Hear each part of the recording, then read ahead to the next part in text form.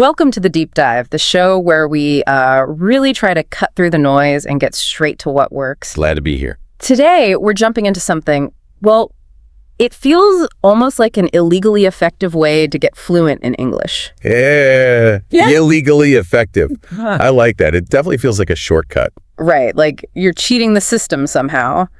But the sources we've looked at suggest it's real, and it really works. Exactly. So our mission today is basically to pull out the absolute best bits, the core strategies from our sources on how to study English so efficiently, so fast that it almost seems too good to be true. And crucially, it's not about just grinding away for more hours, is it? No, definitely not. It's about being smart, really smart. Okay, let's get into it. Yeah, and right off the bat, one of the biggest things that jumps out from the research is how it challenges this old idea about learning.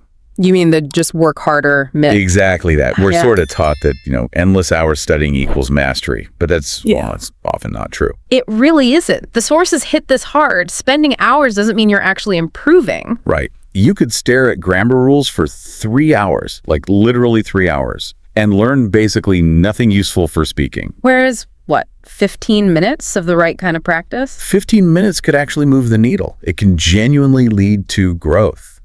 So it's not the clock ticking, it's the what you're doing. Absolutely. It's the technique, the intensity you bring to it, and how often you do it. Frequency matters. Smarter, not just longer. Okay, so if it's not about logging hours, but about quality, how do we find those quality methods? What are they? Well, a really powerful idea from the sources is applying the Pareto principle. Ah, the 80-20 rule. Yep, the classic 80-20, the idea that, roughly 80% of your results tend to come from only 20% of your efforts. And how does that look when we apply it to learning English? It's actually quite freeing. You don't need to learn, say, 50 tenses. Forget that. Focus on the top 3, maybe 4, that native speakers use all the time. Okay, makes sense. What else? Vocabulary. You don't need 10,000 words starting out. The sources suggest the top 1,000 words.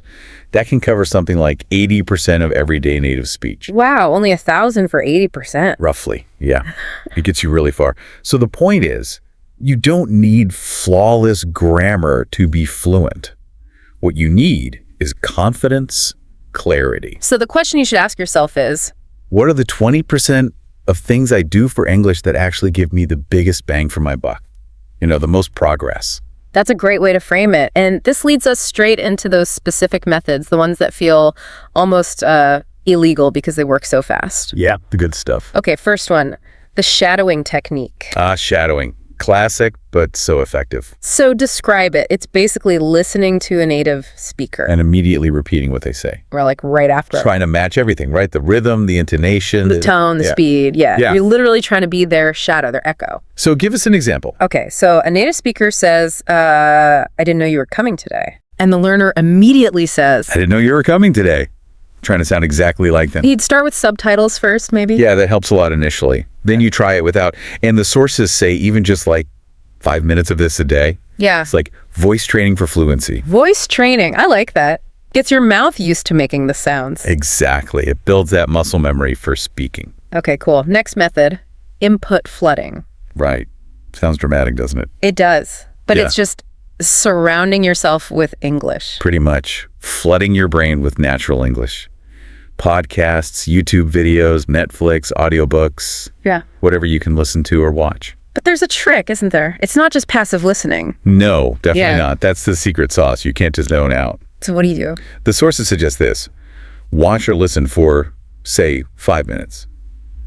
Actively listen. Okay. Then write down maybe 3 expressions or phrases you heard that seem useful or new. Got it. 3 phrases. Then say those phrases out loud, like 10 times each. Really get them in your mouth. 10 times. Okay. And the final step, make a plan to actually use one of those phrases in your next English conversation. Yeah. Even if it's just talking to yourself.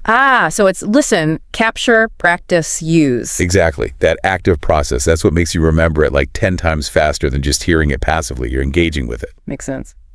Okay, the next one sounds intimidating. Speak before you're ready. Yeah, this is the one everyone dreads, maybe. I think so. It feels like jumping off a cliff without knowing if you have a parachute. Speaking before you feel prepared. It's scary. It totally is. It feels counterintuitive. But the sources are pretty clear. It's basically the only way to actually achieve fluency. You have to speak. Even with mistakes. Especially with mistakes. Mistakes are data. They show you what to work on. Okay, but who do you speak to if you're not ready? Great question. Loads of options. Speak to yourself. Narrate your day out loud. Really? Just talk to the air. Yep. Or find a language exchange partner online. Use an AI tutor. Some are really good now. Or, hey, talk to your dog or cat. Yeah. They won't judge your grammar. Okay. Talking to the dog, I can manage. The point is just to speak. There's even a 7-day challenge suggested. Yeah. Speak English aloud for 5 minutes every single day, even if no one's listening. 5 minutes for 7 days. Yeah. It wakes up that speaking part of your brain way faster than you might think. Builds the habit.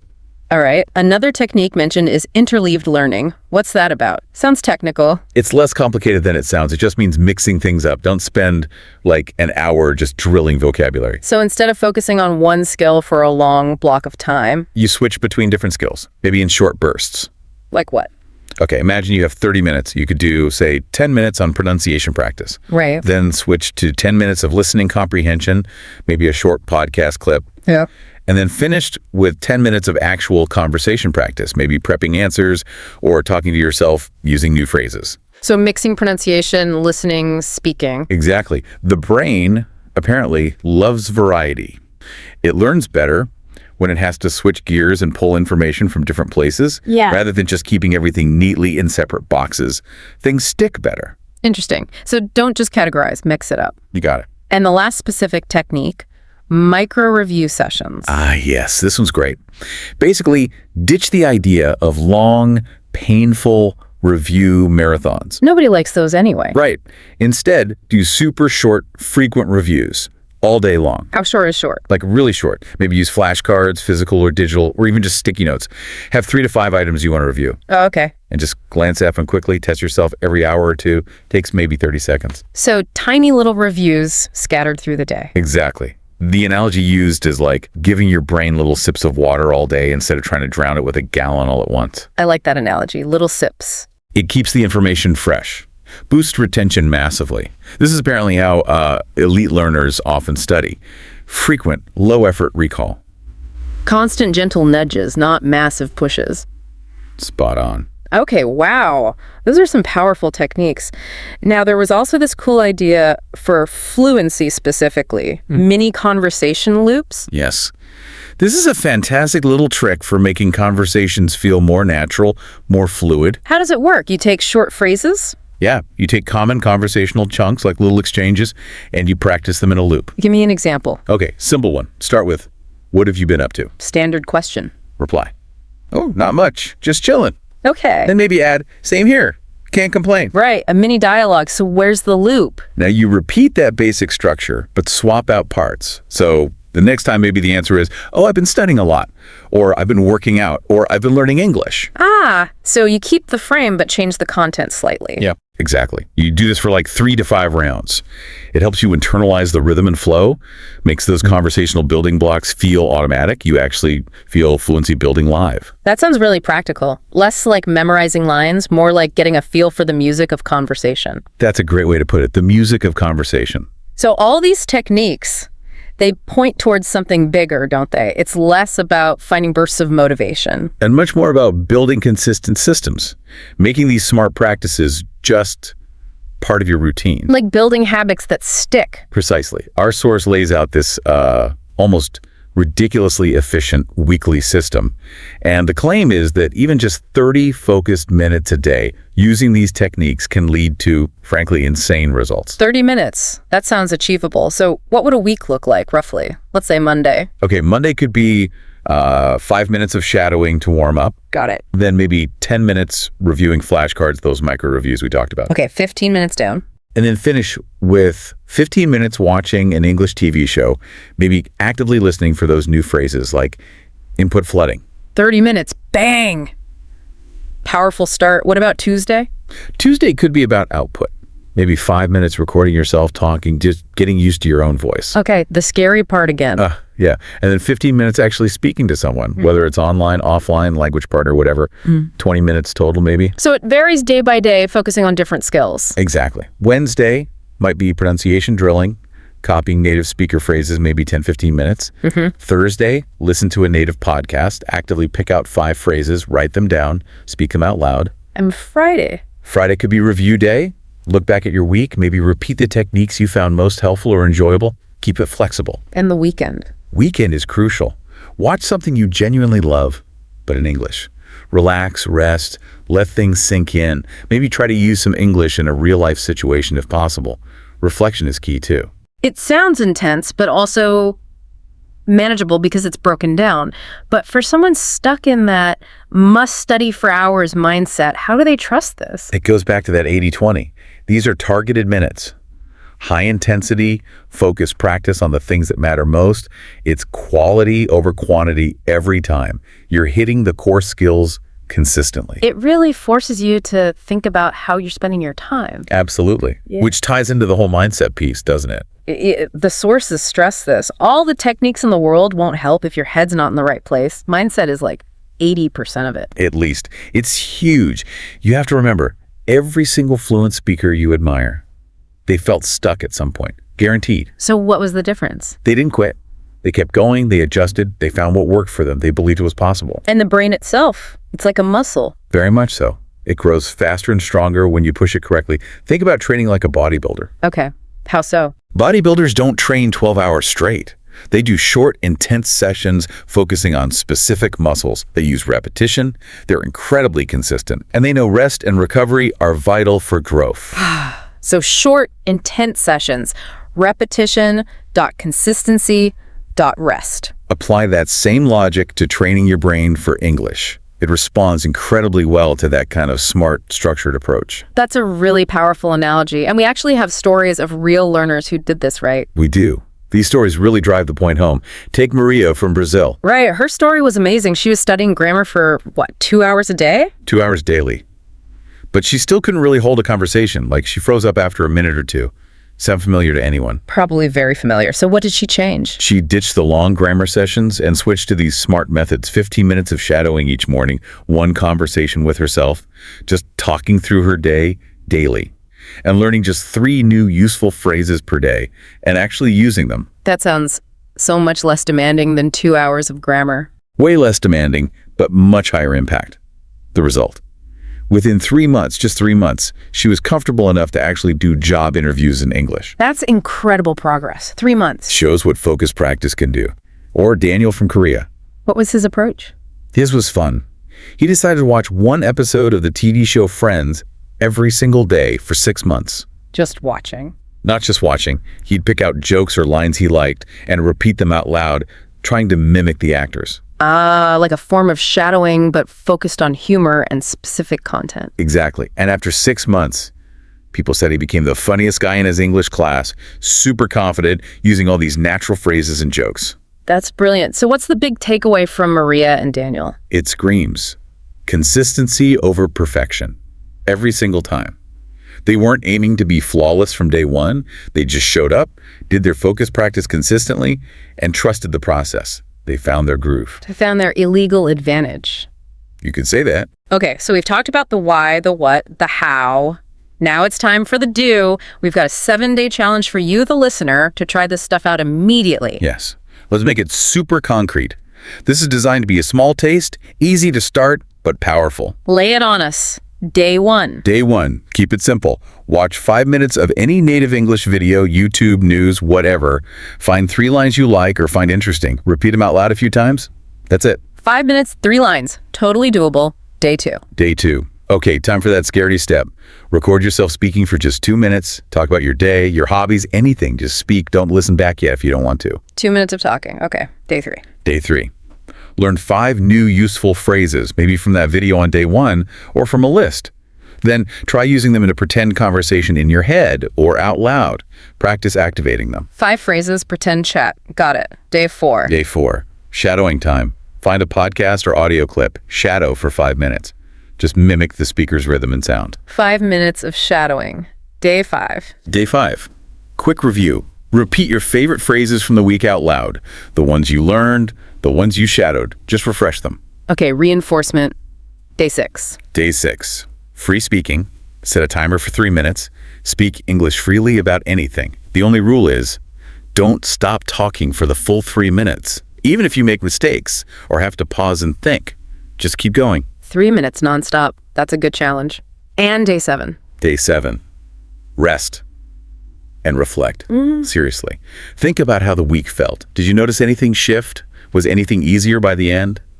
Just take a moment to acknowledge your effort. That sounds like a fantastic starting point. 7 days to just dip your toes in and feel the difference. Exactly. Give it a try. What have you got to lose? We really hope you do try it, because the core message from all our sources is crystal clear.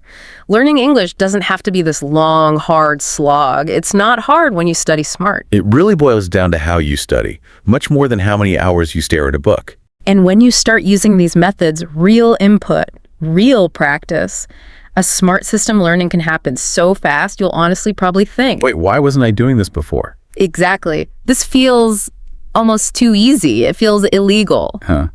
But it's just effective learning. So our final nudge to you is study smart. Speak loud, even if it's just to yourself at first. Become that fluent, confident speaker that you were always meant to be. It's within reach. And we'll leave you with this thought to ponder.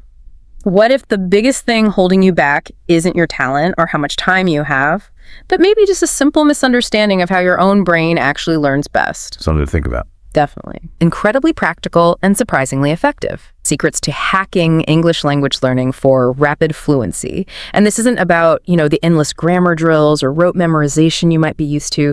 It's really about smart, efficient strategies that can feel almost unfair in how well they work. Exactly.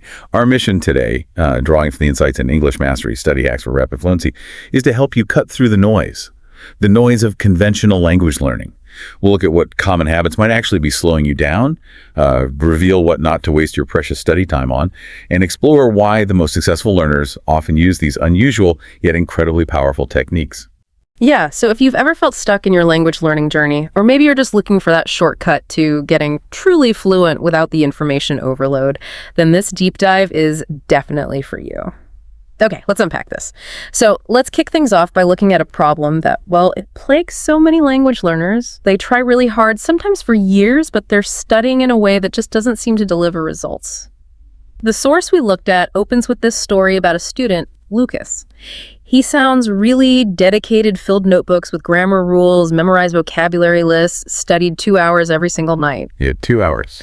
But when it came to actually speaking English, he froze. His brain just went blank. Yeah. What does Lucas's experience tell us about how people are often, taught to learn? Lucas's experience, it really highlights a fundamental disconnect, doesn't it? Between how language is often taught and how it's actually acquired. The source points out that most learners aren't really taught how to study effectively for production, for speaking. They're busy, yes, putting in the hours like Lucas, but not necessarily productive. Busy versus productive. Exactly. Yeah. They might know rules intellectually, but they can't apply them spontaneously in conversation. They listen to English, maybe watch movies, but they struggle to speak it themselves. So it's not just about a lack of effort. It's about the type of effort and whether that effort is actually building the right neural pathways for real-time communication. It really makes you consider, is your current study method building towards fluent speech, or is it just building fluent understanding? Busy versus productive. Yeah, that really resonates. It makes me think about how many people put in all that effort but feel like they're just spinning their wheels. So building on that, what are some of the most common pitfalls the source identifies? The things that actually sabotage progress? Well, the first major mistake is passive learning. This is basically consuming language reading, listening, watching without any active response. Without speaking. Now, it's certainly better than nothing for comprehension, but true fluency requires your brain to produce the language.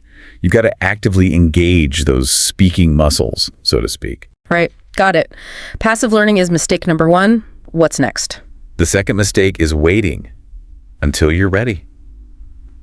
Oh, this is a big one. The source is incredibly clear on this.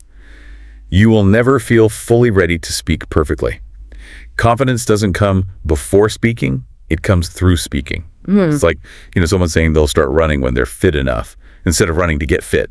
You simply have to speak badly, stumble a bit, to eventually speak well. That idea of speaking badly to eventually speak well, it's tough for many people to embrace, isn't it? What's the biggest mental block there, and how does it connect to the third common mistake learners make? The mental block is often that fear, right? Fear of sounding silly or making mistakes. And that ties directly into the third mistake.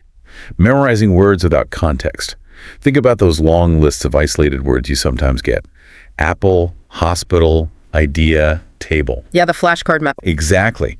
The source argues these don't help much because our brains, well, they're wired for patterns and connections, not just isolated data points.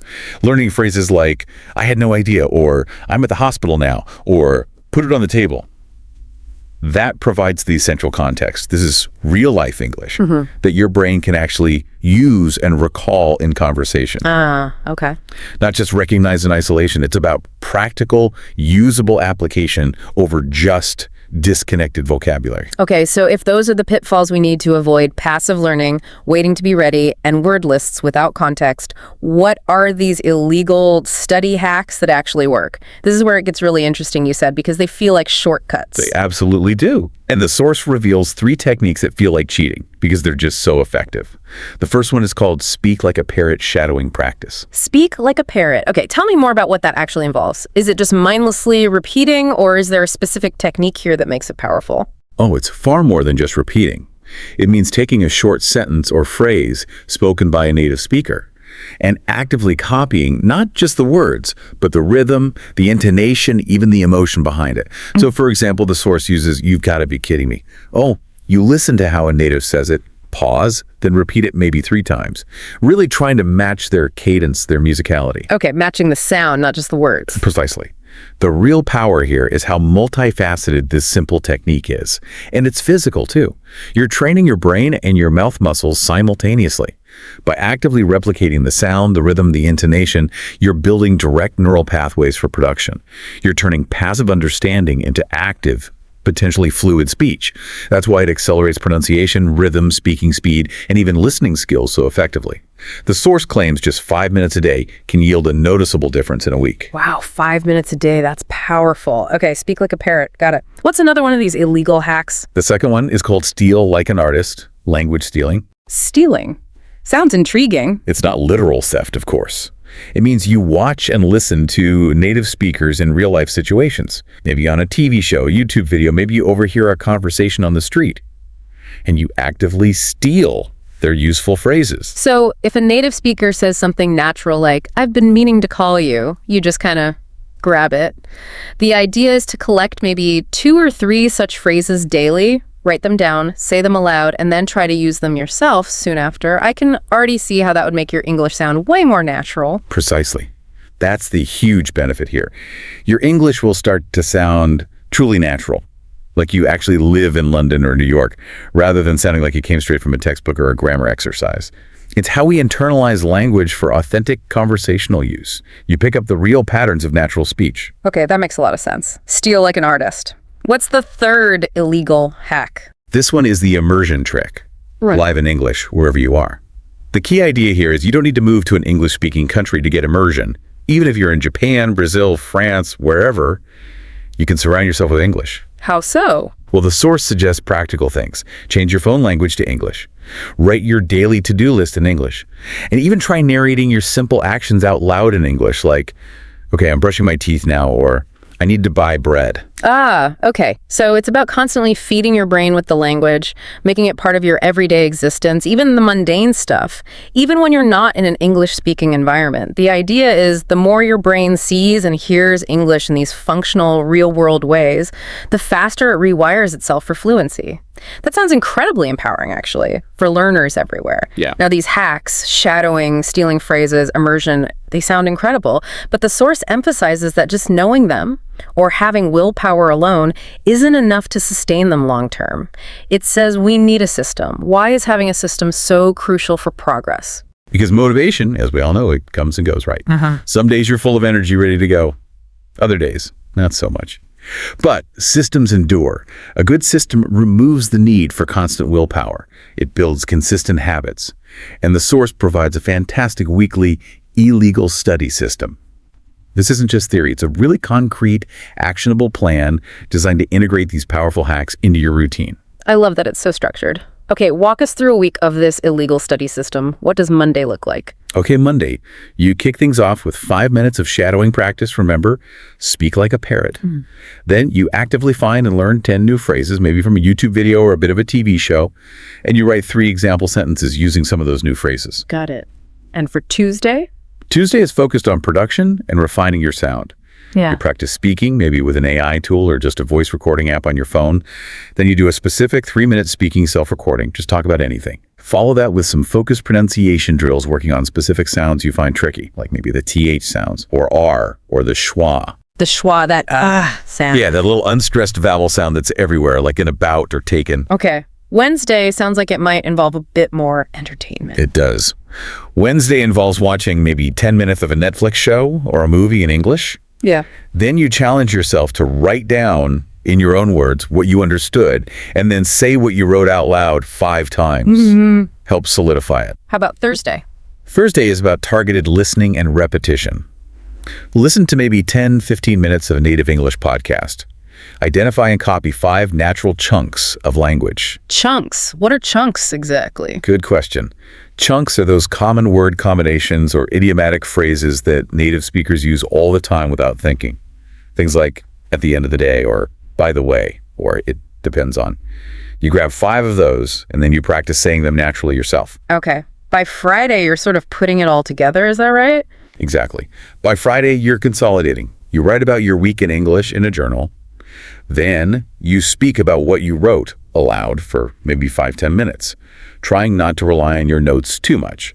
So it combines the writing practice with more spontaneous speaking. And what about the weekend, Saturday, Sunday? What's the recommendation there? The weekend is about applying English in a fun, maybe less structured way. You could try creating a short English vlog on your phone about anything. Or engage in a fun activity, cooking, working out, planning a trip, and maybe narrate parts of it in English, even just to yourself. The goal then is to speak for about 10 minutes afterwards about what you did during that activity. The source basically says, just repeat this cycle every week and you'll start to feel unstoppable. That's a very clear, very actionable system. It almost feels less like traditional study and more like just living your life, but doing more of it in English. Another really critical point the source makes is about speaking practice itself. It says you don't actually need a teacher right there with you to practice speaking. You just need a mirror, a voice recorder, or your phone. So what does this truly mean for the listener who might be hesitant, maybe waiting for that perfect opportunity or conversation partner to practice speaking? It means you can train like an athlete, even when you're alone. You don't need a conversation partner scheduled for every single day to make progress. You could speak about your day, your plans, your dreams. You can rant about what annoys you or talk about what makes you happy, anything. The key takeaway is just to speak daily. Even if it's just to yourself, recorded or not, the source suggests you'll become fluent before you even feel fully fluent because you're consistently building that habit of production. You're turning those passive skills into active ones, day by day. That's a great point. Beyond the specific techniques in the system, the source also dives into mindset shifts for serious learners. It stresses that it's not just about what you do, but how you think about your learning process. What are some of these crucial mental shifts? Absolutely. To learn like a fluent speaker, you really need to start thinking like one. First, and this is huge, mistakes are proof of growth. Every single mistake you make isn't a failure. It's a step forward. It's data for learning. Nobody becomes fluent without sounding a bit silly or making errors along the way. It's part of the process. Okay, mistakes are good. What else? Second, consistency is greater than perfection. You don't need a perfect study day where you hit every single target flawlessly. You just need to show up every day, even if it's just for 5 or 10 minutes doing one small thing. Those small, consistent actions compound powerfully over time. Consistency over perfection. Right. And the third mindset shift. The third is you are what you practice. Think about it. If you consistently practice fear or hesitation or just staying silent, well, you stay stuck in that pattern. But if you consistently practice taking action, speaking even when it's imperfect, building confidence step by step, then you grow exponentially. These shifts, they're really fundamental for sustained and honestly more joyful progress. That makes so much sense. But for someone who's maybe always struggled with perfectionism, how can they truly start embracing that idea that mistakes are proof of growth in their daily practice? Are there specific strategies maybe for overcoming that fear of sounding silly? Yeah, it's a huge hurdle for many. One strategy is to literally reframe it in the moment. When you catch yourself making a mistake, consciously say to yourself, aha, that's a learning opportunity, or okay, proof of progress, just relabeling it. Another powerful thing is to record yourself speaking, as we mentioned, but then listen back specifically to find your mistakes, not to cringe, but to identify patterns. This transforms them from something to be ashamed of into concrete areas you can work on. And the fear of sounding silly, it diminishes when you remember that every native speaker once sounded silly learning their language as a child, or learning any new skill, really. It's just a universal part of the process. That's incredibly practical advice, reframing and analyzing. Now, the source even offers a 30-day transformation challenge. That sounds intense. What does that entail for someone who's ready to really jump in and commit? It is designed to be a boost. It's a progressive challenge designed to rapidly accelerate your fluency over a month. So for week 1, it's called Activate Your Brain. The focus here is daily production. Speak daily for at least 3 minutes. Do that listen and repeat native speech using shadowing, and learn 5 new real phrases every single day. Okay, week 1 sets the foundation. What about week 2? In week 2, deepen your skills. You step it up a notch. The challenge is to have one full English conversation during the week, maybe online, maybe with a friend. Also, watch one movie or a few episodes of a series entirely in English, and write one journal entry in English about your day or your thoughts. Getting more involved than week 3. Week 3, push yourself. This week is about gently pushing your comfort zone. The challenges are: record a 5-minute vlog in English just talking to your camera. Try to teach someone something simple in English, explain a recipe, a hobby, anything, and maybe join an online English event like a conversation club or a webinar. Okay, really putting it into practice. And the final week. Finally, week 4, reflect and refine. This is about consolidation and appreciation. You review your progress over the month. A key part is to re-listen to your very first self-recording from week 1.